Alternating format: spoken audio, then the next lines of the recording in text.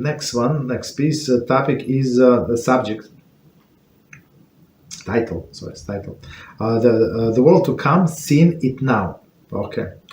Very interesting. The Talmud Shabbos Story B tells us that all of the blessing of end of the days manifested in some way some way today.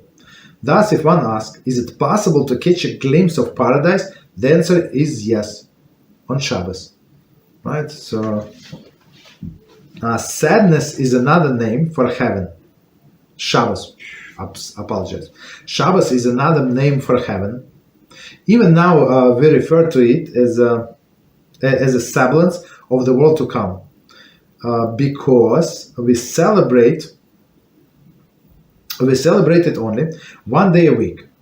In the future, when the joy will be constant, the world to come will be known as the day that is always Shabbos.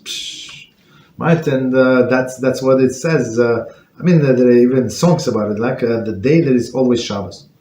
That day that is always Shabbos. Okay, so let's review quickly.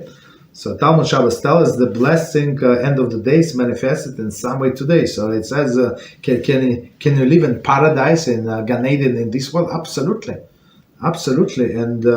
And how, when exactly, right? How is it possible? On Shabbos. So if you prepare for Shabbos properly, if you learn about Shabbos, if you conduct your Shabbos properly, you're going to have a little joy. A big joy, like a glimpse of the joy what awaits us in the world to come. It's very interesting.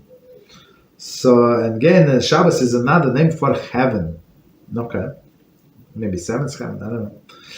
Even now, it refers to the semblance of this world, right? Because we create it only one day a week, right? In the future, it's going to be every day, right? Every day like Shabbos.